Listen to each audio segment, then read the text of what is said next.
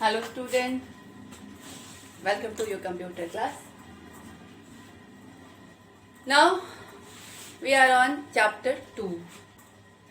Chapter 1 basically depend on the hardware. We had completed all the portion and finished the exercise. Completed. ठीक है.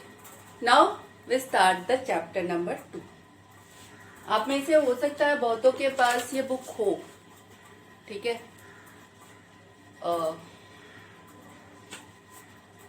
Figure है, there is some problem in the figure.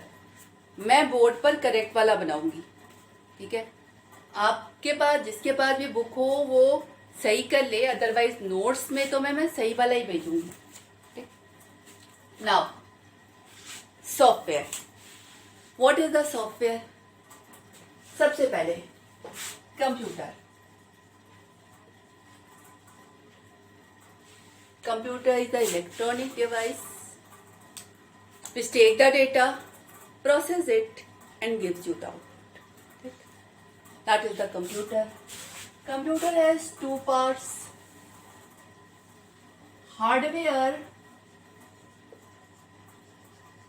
and software.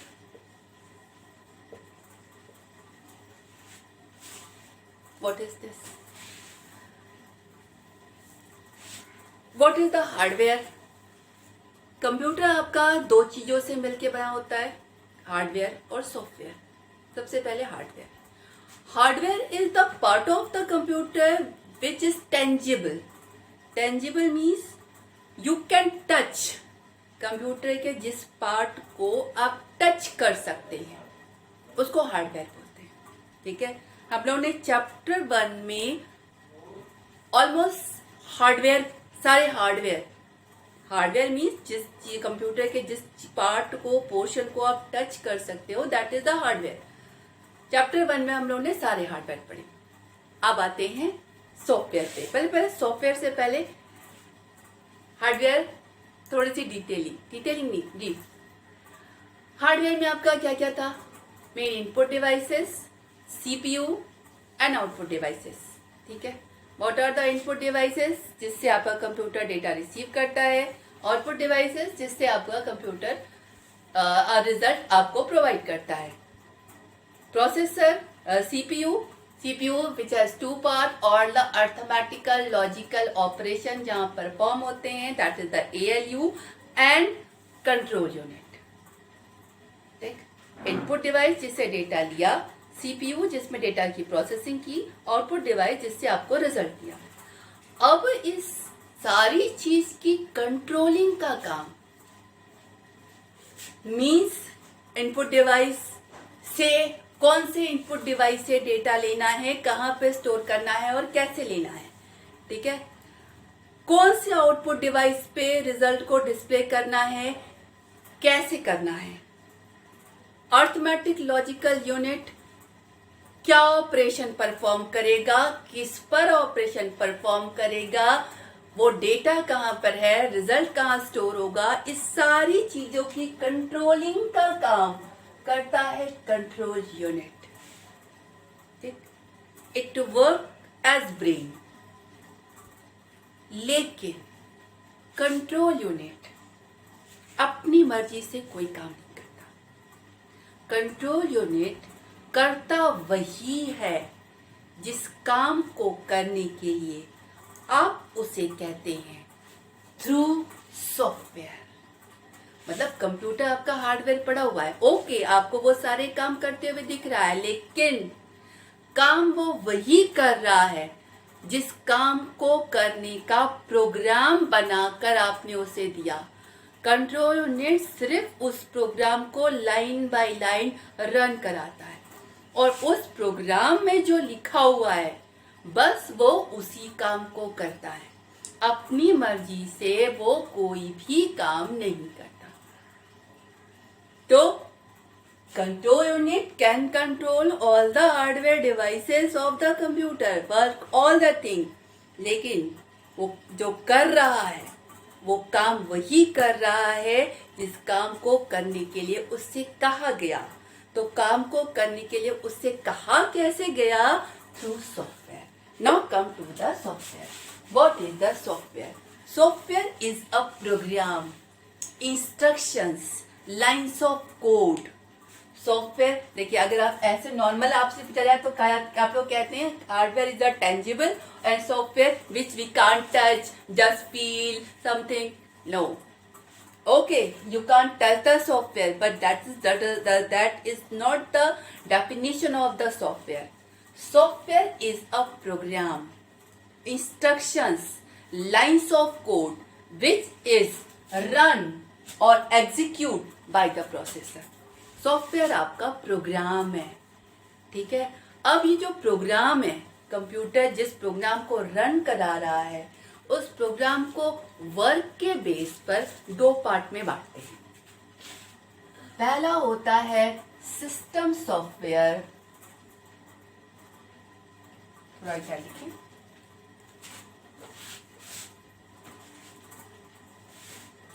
पहला होता है system software और दूसरा होता है application software.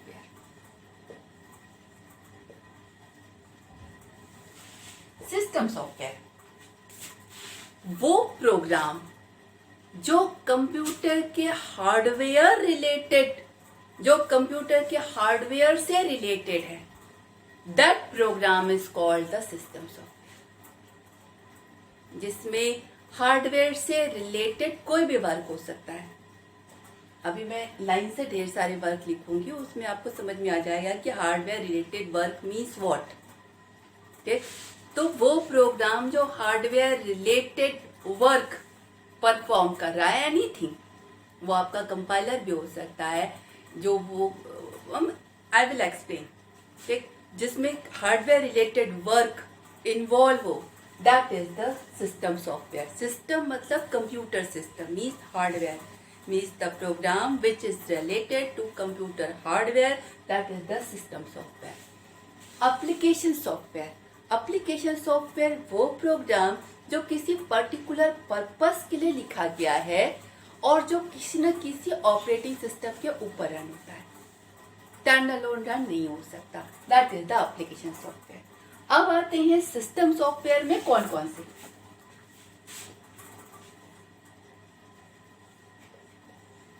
BIOS, operating system, utility programme, language translator.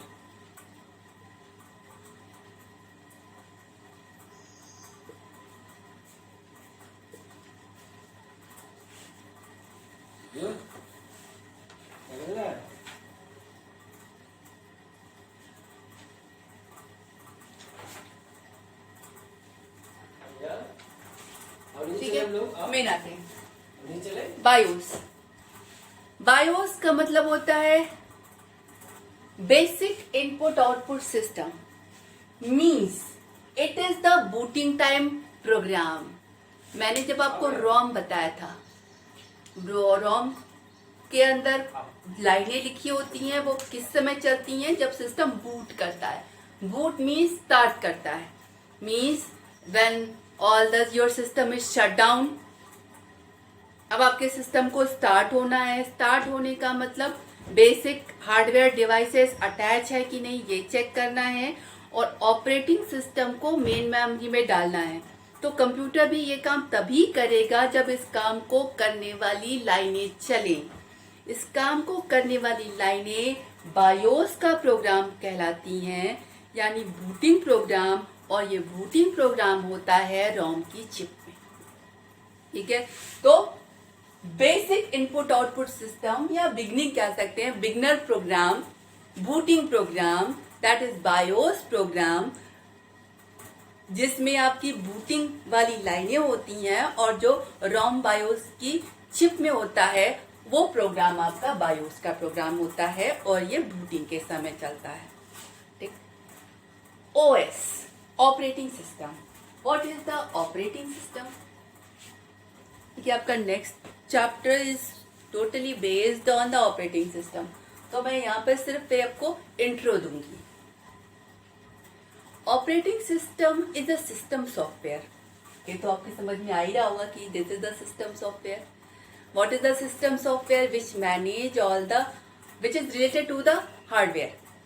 अब ऑपरेटिंग सिस्टम एक ऐसा सिस्टम सॉफ्टवेयर है which manage and control all the hardware of your device.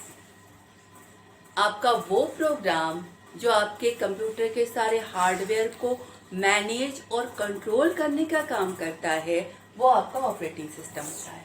ठीक है, कौन से डिवाइस को मैनेज और कौन से डिवाइस को कंट्रोल करने में मेन आपके ऑपरेटिंग सिस्टम में आपका आता है प्रोसेसर मैनेजमेंट। प्रोसेसर सीयू जिसके अंदर कोई प्रोग्राम रन हो रहा है, अब आपका ऑपरेटिंग सिस्टम डिसाइड करता है। देखिए, एक ही प्रोग्राम तो नहीं है ना। जस्ट फॉर एग्जांपल, आपने कंप्यूटर ऑन किया, आपने मान लीजिए नोटपैड भी खोल लिया, वर्ड पैड भी खोल लिया, विनैम्प भी खोल लिया, मीडिया प्लेयर भी चला रहे हैं और प्रिंटिंग का काम भी दे रहे हैं। अब जितनी चीजें आपने खोली वो सारे के सारे एक एक प्रोग्राम है। ठीक है, अब वो प्रोग्राम तभी चलेंगे जब आपका प्रोसेसर उन प्रोग्राम की लाइनों को रन कराएगा। आपने 6 प्रोग्राम एक साथ खोले। अब प्रोसेसर की स्पीड इतनी फास्ट होती है कि वो सबको रन करा सकता है, आपको पता भी नहीं चलेगा कि किस समय कौन सा रन हुआ। लेकिन किस समय कौन रन होगा, उसके बाद कौन रन होगा, उसके बाद कौन रन होगा, ये डिसाइड करने का काम आपका ऑपरेटिंग सिस्टम करता है। प्रोसेसर किस समय किस प्रोग्राम को रन कराएगा, उसके बाद कौन सा प्रोग्राम रन होगा, ये आपका ऑपरेटिंग सिस्टम डिसाइड करता है। और this work come in the processor management. ठीक है, इसके बाद आती है memory management. Memory management, memory आपकी प्राइमरी मेमोरी रैम, जो कि प्राइमरी मेमोरी रोम में तो आप लिखते नहीं है ना, तो रैम होता क्या है, किसी प्रोग्राम को रन होना हो तो उसको रैम में आना पड़ता है, तभी वो प्रोग्राम रन होगा। ठीक है, अब ये ओएस डिसाइड करता है कि किसी प्रोग्राम में मालिका हमें रन होना है तो मेन मेमोरी में किस जगह पर वो स्टोर होगा, ये उसको स्पेस एलोकेट करने का काम। और साथ में इस बात की भी कि जितनी देर वो प्रोग्राम रन हो रहा है उतनी देर वो पर्टिकुलर स्पेस किसी और दूसरे प्रोग्राम को नहीं देना है, यानी प्रोटेक्टेड रखना है। ये वाली वर्किंग ऑपरेटिंग सिस्टम की आती है मेमोरी मैनेजमेंट में। इसके बाद IO management and file management. IO management मतलब इनपुट आउटपुट डिवाइसेस का मैनेजमेंट। ठीक है, देखिए आपके इनपुट आउटपुट डिवाइसेस अलग अलग ढेर सारे डिवाइसेस हैं और हर डिवाइस का नेचर अलग अलग होता है। तो किसी डिवाइस से अगर वो इनपुट डिवाइस है तो किस तरीके से डेटा लेंगे, और अगर वो आउटपुट डिवाइस है तो कैसे, what is the way how we can transfer the data to the output device. This is the working. और मान लीजिए आपका एक कीबोर्ड है, ठीक है, और आपने मान लीजिए MS वर्ड के 5 एप्लीकेशन खोल रखे हैं। अब एक बार में कीबोर्ड का कोई एक बटन दबाएंगे तो उस 5 MS वर्ड के एप्लीकेशन में किसी एक पर ही लिखाएगा, 5 पर नहीं लिखाएगा। ठीक है, तो ये डिसाइड करने का काम OS का होता है कि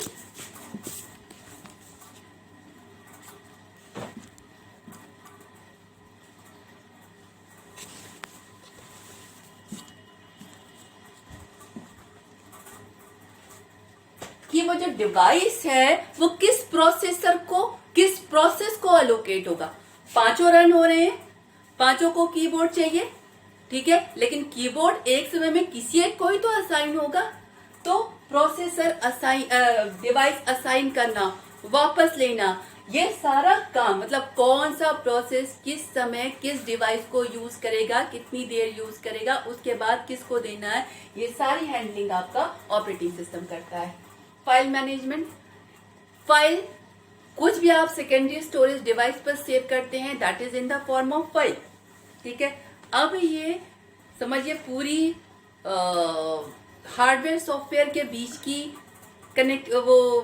कम्युनिकेशन हुआ। क्यों? क्योंकि आपका हार्ड डिस्क पर तो बिट्स और बाइट्स के फॉर्मेट में जाकर सेव है और आपको स्क्रीन पर क्या दिख रहा है, लाइन के फॉर्मेट में, बोल्ड है, इटैलिक है, इतनी लाइनें हैं, इतने वो है। अब ये ओएस का काम होता है कि आपने अगर उसे कुछ भी सेव करने के लिए दिया तो वो इस बात को हार्ड डिस्क में किस ट्रैक, किस सेक्टर पर कितने बाइट्स इस पर्टिकुलर फाइल के हैं, ये इस बात का पूरा रिकॉर्ड रखे, कौन सी फाइल किस डायरेक्टरी में स्टोर है, कहाँ पर स्टोर है, ताकि जब आप उससे डिमांड करें कि हमें ये वाली फाइल चाहिए, वो पूरी फाइल निकाल कर आपको दे सके। This working is done under the file management. तो ये सारे हार्डवेयर डिवाइसेस को कंट्रोल करने का काम कर रहा है। तो this operating system is a system software which manage and control all the hardware of your system. ठीक है, now the next is the utility. Utility programme क्या होता है कि ये आपके बेसिकली ऑपरेटिंग सिस्टम के साथ आता है, बट ऑपरेटिंग सिस्टम के मेजर काम मैंने बताए। ठीक है, ये इस मेजर काम के अंदर में नहीं है, लेकिन इस प्रोग्राम के वर्किंग की वजह से ऑपरेटिंग सिस्टम की काम करने की एफिशिएंसी बढ़ती है। मतलब ऑपरेटिंग सिस्टम और ज्यादा एफिशिएंट तरीके से काम कर सकता है। जैसे एग्जांपल में मैं लेती हूँ वायरस, डिटेलिंग में हम लोग लेंगे। अभी मैं सिर्फ एक इंट्रो दे रही हूँ, उसके बाद हम लोग डिटेलिंग में एक एक करके सारे लेंगे। जैसे वायरस स्कैनर। वायरस क्या होता है? वायरस भी आपका एक प्रोग्राम ही होता है जो डिस्ट्रॉय करने का काम करता है। अब मान लीजिए आपके कंप्यूटर में ऐसा वायरस आ गया जो आपके हार्ड डिस्क की स्पेस को बढ़ा दिया, तो आपके पास तो स्पेस रखने की, उसको किसी फाइल को सेव करने की जगह ही नहीं बचेगी। तो वायरस स्कैनर एक ऐसा प्रोग्राम है जो फाइंड आउट करता है कि आपके कंप्यूटर में कहीं वायरस तो नहीं आ गया तो बताता है कि ये फाइल वायरस है, इसे डिलीट करो। अब इस प्रोग्राम के वर्क की वजह से आपका ऑपरेटिंग सिस्टम ज्यादा एफिशिएंटली काम कर पाएगा, क्योंकि ये तो डिस्ट्रॉय करने का काम कर रहा है। मेन मेमोरी में पहुंचा, पूरी मेन मेमोरी अगर ऑक्यूपाई कर ली, या हार्ड डिस्क में पहुंचा, हार्ड डिस्क ऑक्यूपाई कर ली, या किसी फाइल को करप्ट कर दिया, तो आपका ऑपरेटिंग सिस्टम एकदम या तो धीमे धीमे चलेगा या सही से नहीं चल पाएगा। तो इस प्रोग्राम की वजह से ऑपरेटिंग सिस्टम ज्यादा अच्छे से काम कर सकता है। ठीक है, एक और होता है, ऐसे बहुत सारे होते हैं, हम लोग सारे लेंगे। एक एग्जांपल और ले रही हूँ, डिस्क डीफ्रैगमेंटर। डिस्क डीफ्रैगमेंटर क्या होता है? जैसे आपके हार्ड डिस्क पर फाइलें पड़ी हैं, स्कैटर्ड फाइल में फॉर्मेट में पड़ी हुई हैं। अब ऑपरेटिंग सिस्टम को रखना है कोई दूसरी फाइल, तो उसको बीच में थोड़ी सी जगह है, नहीं रख पा रहा, इधर थोड़ी सी जगह बची है, नहीं रख पा रहा है। ठीक है, अब अगर ये सारी फाइलें अगर एक साथ होती तो बची हुई खाली जगह उसको अवेलेबल होती, इजीली काम कर सकता। तो डिस्क डीफ्रैगमेंटर यही काम करता है कि अगर आपकी फाइल स्कैटर्ड फॉर्मेट में है तो उसको एक साथ एक जगह करता है, ताकि सारी भरी हुई जगह एक साइड हो जाए और खाली जगह एक साथ हो जाए, ताकि ऑपरेटिंग सिस्टम ज्यादा अच्छे से काम कर पाए। Okay? So this is the utility one.